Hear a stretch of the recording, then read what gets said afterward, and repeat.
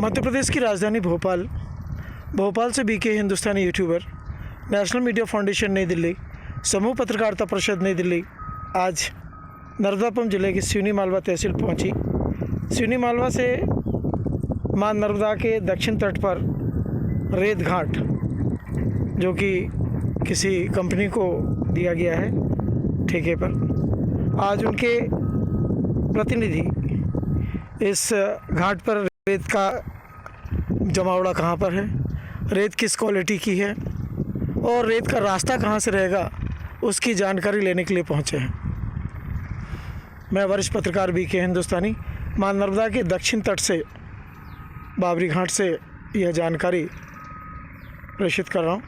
सामने ही बाबरी घाट जो रेहटी तहसील के अंतर्गत, थाना रेहटी के अंतर्गत आता है, और यह जो घाट है दक्षिण तट थाना शिवपुर के अंतर्गत आता है।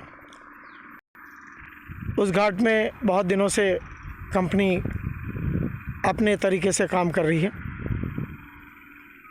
और अब काफ़ी दिनों बाद यह मां नर्मदा का दक्षिण तट भी कंपनी को दिया गया है।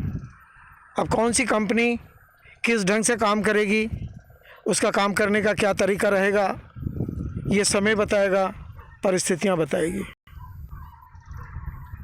अपार सोना जो मां नर्मदा के तट पर है, जिसका खनन सरकार करेगी और लाखों और अरबों रुपए यहाँ से लेकर जाएगी और शहरों का विकास करेगी।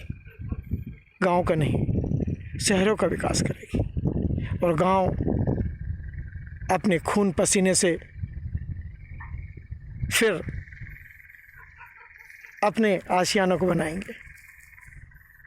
पीएम आवास इनको दिया जाएगा, इन राशन दिया जाएगा 15 रुपये और 20 रुपये में, इनको सुविधाएं दी जाएगी, वो ना के बराबर है, नमक के बराबर है। एक दाल में जितना नमक डलता है उतना इन गांव के लोगों को दे दिया जाएगा और अरबों और खरबों की संपत्ति शहरों में लगा दी जाएगी। बड़े बड़े ब्रिज और बड़े बड़े पुल शहर वालों के लिए बना दिए जाएंगे, जिससे ये अपने घर से भोपाल मुख्यमंत्री से मिलने जा सके। और गांव के वे लोग जो खून और पसीने से अन्न कमाकर भारत देश को देते हैं, इनके गोए आज भी कीचड़ों से भरे हुए हैं। जब भी खेत में जाते हैं तो आधे गड़ जाते हैं और गड़ते गड़ते अपने खेतों में जाते हैं। हे मां नर्मदा, ये कैसा अन्याय है इन किसानों के साथ में, ये कैसी सरकार बनती है देश में जो किसानों के भविष्य के बारे में कोई आंकलन नहीं करती है। मैं वरिष्ठ पत्रकार आज आपको बड़े दुखी मन से कह रहा हूँ कि भारत देश के किसानों का हाल है वो दयनीय है और दयनीय होता जा रहा है।